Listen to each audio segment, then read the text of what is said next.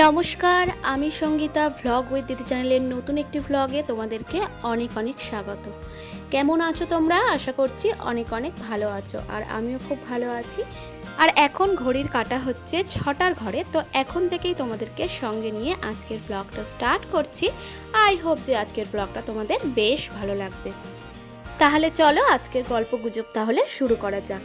আর আজকে ভাবলাম যে আমি আমার ব্লগের মধ্যে দিয়ে একটা বিশেষ মেসেজ তোমাদের সঙ্গে শেয়ার করব। আসলে কি বলো তো, দৈনন্দিন জীবনে আমরা আমাদের অনেক রকমের এক্সপিরিয়েন্সের সম্মুখীন হই। তো সেই সমস্ত এক্সপিরিয়েন্সের মধ্যে দিয়ে আমাদের কিন্তু অনেক রকম শিক্ষাও লাভ হয়। তো সেরকমই একটা ছোট্ট টিপস তোমাদের সাথে আমি শেয়ার করব। সচরাচর আমরা কিন্তু অন্যের পার্সোনালিটি দেখে অনেক বেশি আকৃষ্ট হই। এই যেমন ধরো কোনো ফিল্ম স্টার বা কোনো ক্রিকেটার বা ফুটবলার কিংবা সিঙ্গার, এদের পার্সোনালিটি দেখে আমরা তো আকৃষ্ট হই, কিন্তু আমি এখানে বলতে চাইছি যে আমরা মিডল ক্লাস ফ্যামিলিতে যে সমস্ত হাউসওয়াইফরা রয়েছি বা আমরা মেয়েরা, কিন্তু সাধারণ কিছু মেয়েদের বা সাধারণ কোনো হাউসওয়াইফদের ব্যক্তিত্ব দেখেও কিন্তু আমরা বেশ আকৃষ্ট হই। যেমন অনেক সময় দেখা যায় কিছু মানুষ খুব ভালো কথা বলে বা কিছু মানুষের ব্যবহার, এই সমস্ত দেখে কিন্তু আমরা বেশ আকৃষ্ট হই। কিছু মানুষ আছে দেখবে এত কথা বলে যে তার নিজের যে সমস্ত ব্যক্তিত্ব সেগুলো তো তুলে ধরেই, তাছাড়া নিজের সংসারের খবর বলো বা অন্যের সংসারের খবর বলো, মানে যেটাকে আমরা পিএনপিসি বলে থাকি, সেরকম ধরনের কাজ কিন্তু তারা করে থাকে। এক্ষেত্রে কি হয়, সেই ধরনের মানুষদেরকে আমাদের কিন্তু খুব একটা বেশি, মানে আমরা মনের দিক থেকে পছন্দ করি না।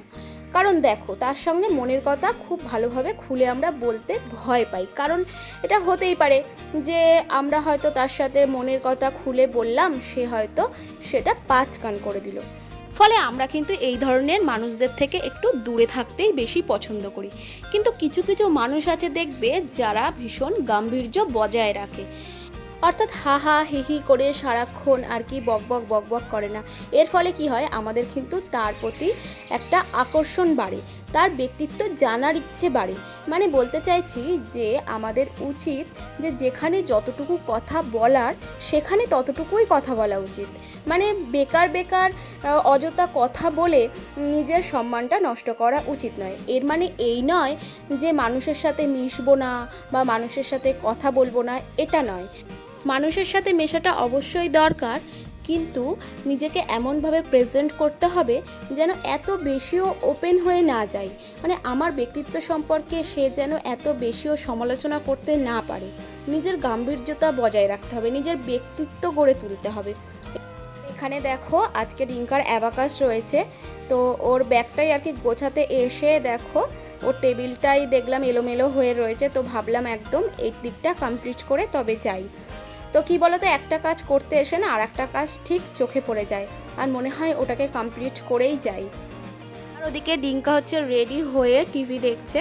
তো ওর পাপাইয়ের জন্য ওয়েট করছে, ওর পাপাই ডিউটিতে গেছে, এক ফাঁকে সুযোগ পেলে আর কি ওকে দিয়ে আসবে। আমাকে আজকে আর যেতে হবে না, সেই জন্য আর কি বাড়ির অনেকটা কাজকর্ম আমি সারতে পারবো। তো চলো পরের পয়েন্টটা তোমাদের সাথে আলোচনা করি। তো পরের পয়েন্টে আমি বলবো যে মিষ্টভাষী হতে হবে। অর্থাৎ কথা হচ্ছে এমন একটা জিনিস যেটার দ্বারা কিন্তু সমস্ত অসম্ভবকেই সম্ভব করা যায়। অর্থাৎ অনেক কঠিন কাজকে কিন্তু সহজ করে তোলা যায়। কথার জোরে কিন্তু আমরা অনেক সময় প্রিয় মানুষ হয়ে উঠতে পারি, আবার কথার জোরেও কিন্তু আমরা আমাদের পার্সোনালিটিও বজায় রাখতে পারি। একটা ছোট্ট সাধারণ ঘটনা আমরা অনেকেই খেয়াল করে দেখতে পারি।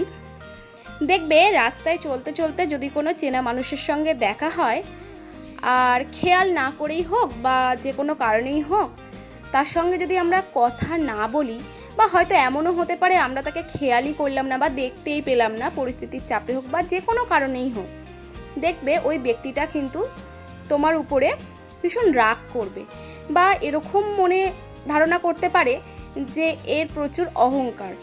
মানে তোমার প্রতি একটা নেগেটিভ আর কি মনোভাবনা তৈরি হবে।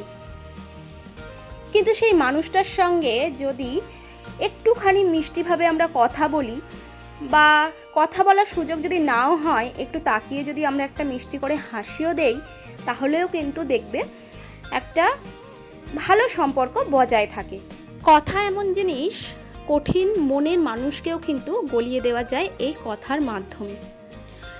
বেশি কিচ্ছু নয়, দেখো কথা বলতে তো আমাদের টাকা পয়সা খরচ লাগে না। তো রাস্তাঘাটে যদি কোনো চেনা মানুষের সঙ্গে দেখা হয়, তাকে বেশি নয় কেমন আছো বা কোথায় যাচ্ছ বা একটা মিষ্টি হাসি দিয়ে আমরা যদি এইটুকুই জিজ্ঞাসা করি, তাহলেও কিন্তু সেটা একটা ভালো। কিন্তু তাকে যদি আমরা অ্যাভয়েড করে চলে যাই, তাহলে কিন্তু আমার সম্পর্কে তার একটা খারাপ ইমপ্রেশন তৈরি হয়। তো নিজেকে এমনভাবে গড়ে তুলতে হবে, যে এমনভাবে নিজের পার্সোনালিটি গড়ে তুলতে হবে যাতে অপর ব্যক্তি মনে করে যে এ খুব নরম মনের মানুষ, এর একটা আলাদা পার্সোনালিটি আছে। তা বলে এমনটা নয় সারাক্ষণ অযথা বকবক করে যে পার্সোনালিটিকে মানুষের কাছে ওপেন করে দিই, আর এমনভাবে ওপেন করি যাতে মানুষ সেটা নিয়ে সমালোচনা করার সুযোগ পেয়ে যায়। এমনটা কখনোই নয়। অবশ্যই মানুষের সাথে কথা বলতে হবে, সুমিষ্টভাষী হতে হবে, এবং যেখানে যতটা কথা বলার ততটাই বলতে হবে, নিজের ব্যক্তিত্ব বজায় রেখে। পরের পয়েন্টে যাওয়ার আগে তোমাদেরকে বলি যে আজকের ভিডিওটা কেমন লাগছে জানিও। যদি ভালো লেগে থাকে একটা লাইক করে দিও, আর আমার চ্যানেলটাকে সাবস্ক্রাইব করে অবশ্যই আমার চ্যানেলের পাশে থেকো। আর যে সমস্ত বন্ধুরা অলরেডি আমার চ্যানেলটাকে সাবস্ক্রাইব করে দিয়েছো তাদেরকে অনেক অনেক ধন্যবাদ। তো যাই হোক, সমস্তটা পরিষ্কার করে অনেকটাই ক্লান্ত হয়ে গেছি, প্রচণ্ড গরম পড়েছে, তাই ভাবলাম মাটিতে বসে দেখো টেবিল ফ্যান চালিয়ে একটু ঠান্ডা ঠান্ডা জল খাচ্ছি।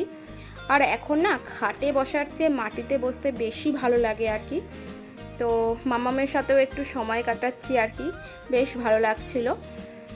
আর এদিকে দেখো তোমাদের সাথে গল্প করতে করতে ডিঙ্কাও অ্যাবকাশ থেকে চলে আসলো। আর বাড়ি ফেরার সময় দেখো নিয়ে এসছে দুটো মালাই আইসক্রিম দুটো জাস্ট দারুণ খেতে ছিল। আর সঙ্গে নিয়ে এসছে দেখো এই আইসক্রিমের বক্সটা। আমার একদমই ভালো লাগেনি, এই আইসক্রিমটা খুব একটা ভালো লাগে না, আমার কর্নেটো খেতে খুব ভালো লাগে।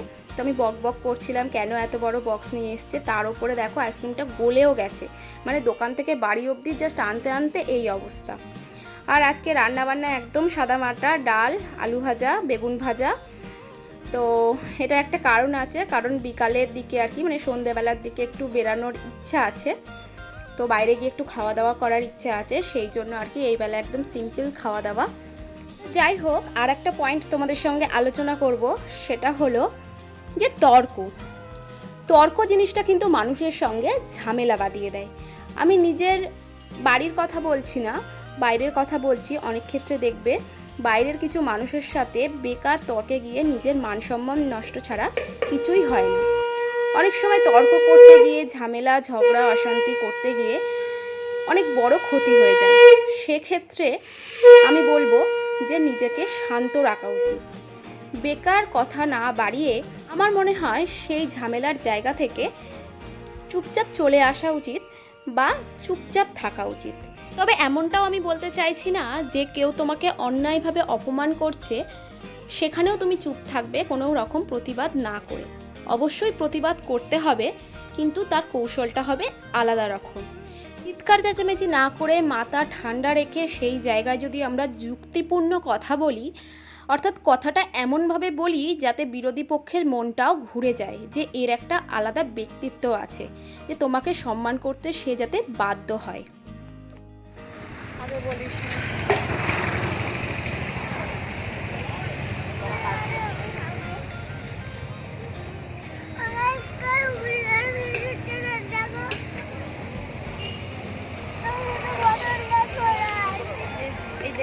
পড়ে যাবে।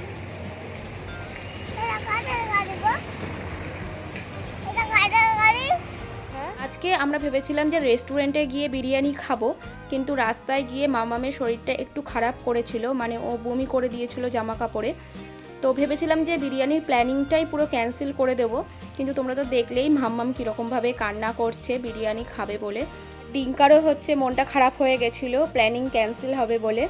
তো সেই সমস্ত ভেবেই আর কি বিরিয়ানিটা ভাবলাম যে তাহলে বাড়িতে নিয়ে যাই, গিয়ে খাবো। আর তার সঙ্গে একটু ওষুধও নিয়েছিলাম আর ওআরএসও নিয়েছিলাম। তো আজ তাহলে এই পর্যন্তই, আবার দেখা হচ্ছে, টাটা।